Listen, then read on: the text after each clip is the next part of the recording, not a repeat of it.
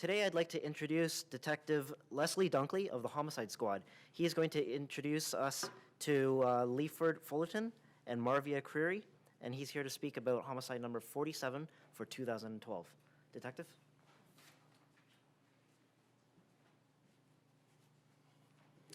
Thank you, Victor. I want to thank everyone for coming here today. So I've called this press conference here today to announce that the Chief of Police has authorized a $50,000 reward for information leading to the arrest and conviction of the person or persons responsible for the murder of Leonard Fullerton. This is homicide number 47 for 2012. Okay. I'm also here to appeal to any witnesses who may have information or evidence that can assist our investigation and bring it to a successful conclusion. Also here today is the victim's family that would like to address the media, and we'll do that shortly after the or in a few moments. I'm going to update you on the investigation of Leonard Fullerton.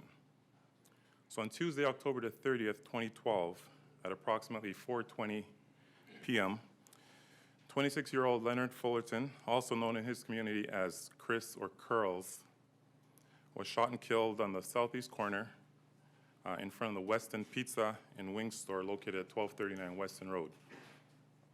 This is the area known as the Mount Dennis area of the city of Toronto, just north of Eglinton Avenue. This was a public execution of a human being who was gunned down on the street corner in the presence of innocent civilians and adjacent to an occupied child's daycare center. The person responsible for this murder remains at large, and it's in the interest of public safety that this individual and any co-conspirators be brought to justice. This investigation is now 15 months old, and as the now lead investigator, I can give assurance to the family and to members of the public that the Toronto Police Homicide Squad and my team of investigators have not stopped investigating this murder. I want to thank Detective Sergeant Frank Skubik. He was a previous lead on this case for his tremendous work and dedication and commitment to trying to solve this case. I believe that a number of witnesses who have not come forward have crucial information about the events that took place on the evening of Tuesday, October the 30th, and also have knowledge of the identity of the shooter. The investigation into the murder of Leonard Fullerton will be solved. I believe that the killer is a person known in that community and frequents that community. We've received a good level of information and cooperation from the community, which has assisted us in understanding the dynamics of what took place that Tuesday afternoon. What remains unclear is why this occurred and who's responsible. It is for that reason I requested the chief authorize this $50,000 reward. I appeal to those witnesses who have information on the identity of the shooter and anyone who was present that have not yet come forward to provide police with a statement. I ask them to contact me directly at the Toronto Police Homicide Squad. It's at 416-808-7400, extension 7424. I have a video that portrays the suspect and the suspect vehicle that I'm going to release to the media at this time. So what we see here, we're going to see the suspect vehicle proceed. It's coming from northbound Weston Road, and it drives onto eastbound on Denarda Street, and it reverses into an alleyway adjacent to where the shooting took place. And in a minute here, you're going to see the suspect exit the vehicle and proceed towards the corner, southeast corner, of where the shooting takes place. A suspect is identified or described as a male black, with light skin complexion, approximately 6 feet tall, with a thin build, wearing a dark hooded wool jacket with some accents. suspect vehicle is described as a small silver car, either a Honda or a Nissan. While there's a variance in the brand of car, what's consistent is that it's a smaller four-door silver car. Okay? So the family's here, and they'd like to address the media, and then we'll be open to some questions if you have it. Okay, so Leeford and Marvia, if you can come up.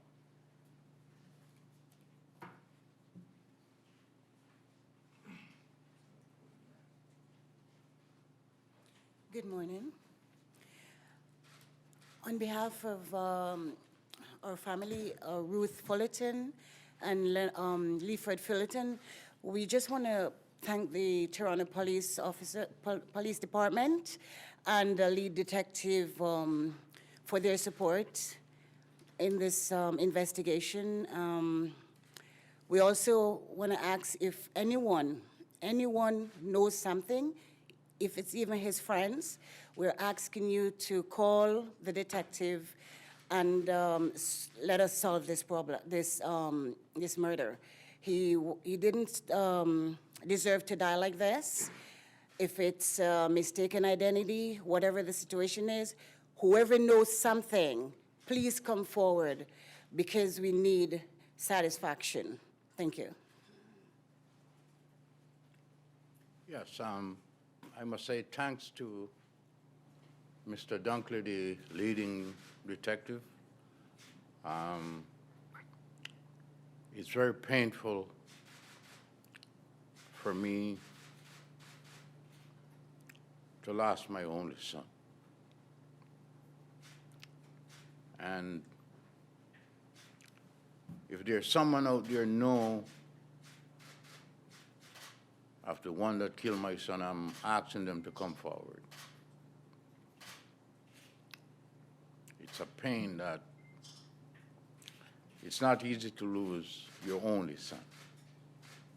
And if someone out there knows, then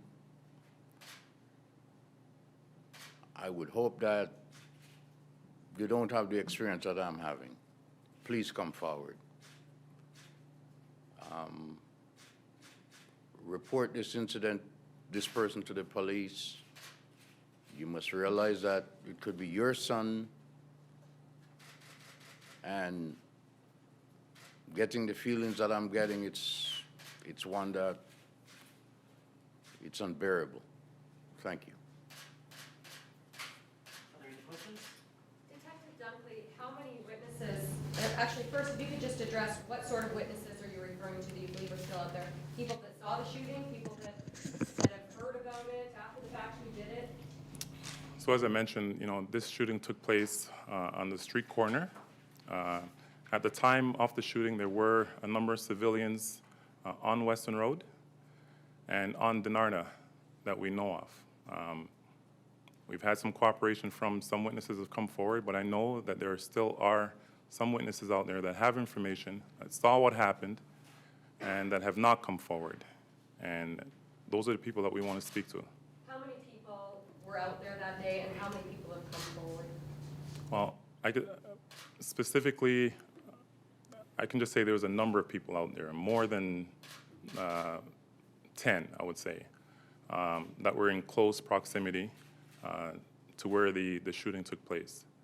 Some of them have come forward and provided us with some information, but I know there still remains some people that have not come forward that have information. How many people would you say are out there who have been sitting on this information for 15 months and who have chosen not to come forward to the police? I mean, an exact number I can't say. I mean, again, there were cars driving by.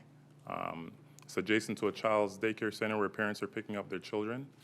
There's people walking on the sidewalk at the time of the shooting on Western Road and on Denarda Street.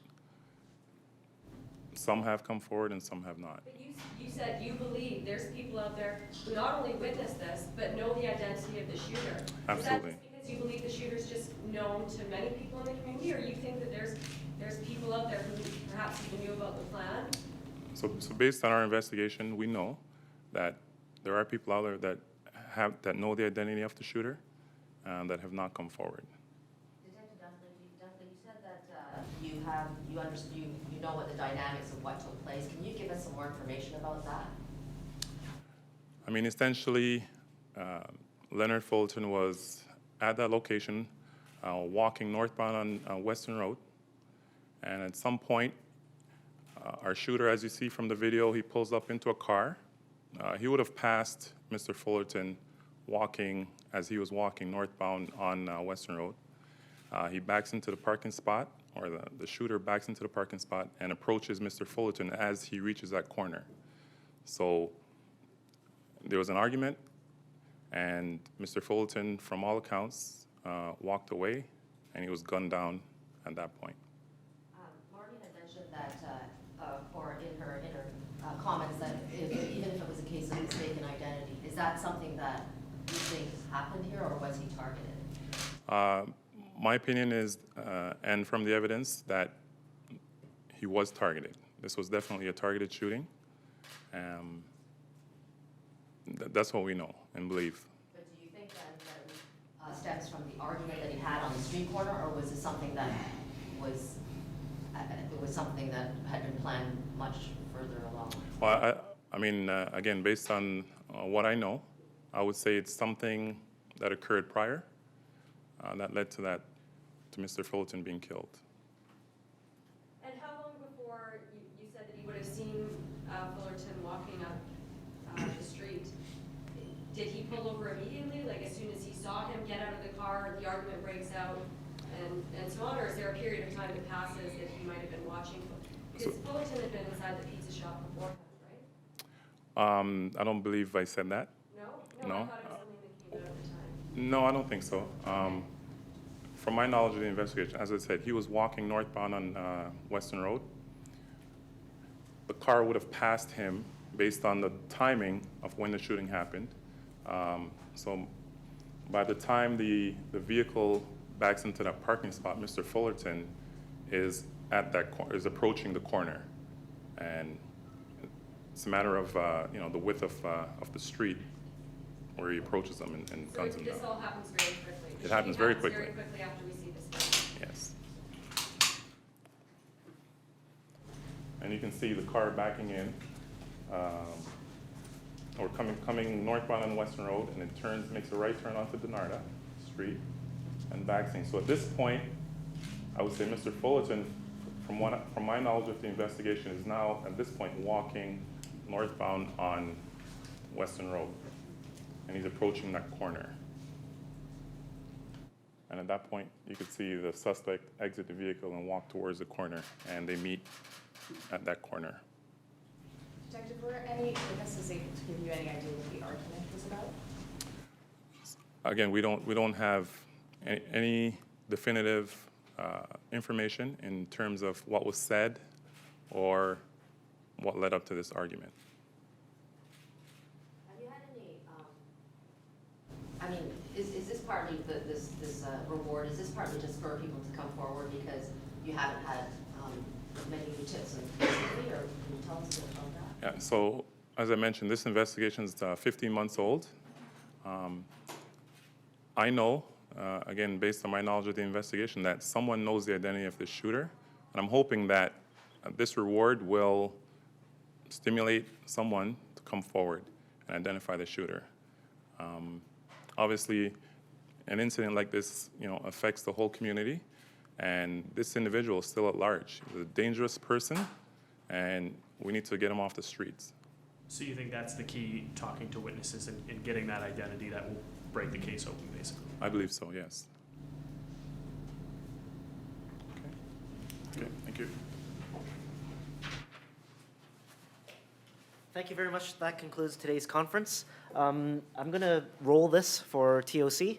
It will also be available on on YouTube and on our news release when it comes out. Once again, the spellings of the name, Mr. Leaford, Leaford, Fullerton, and and Leonard's aunt, Marvia, Marvia, Creary, Creary. I'm going to roll this.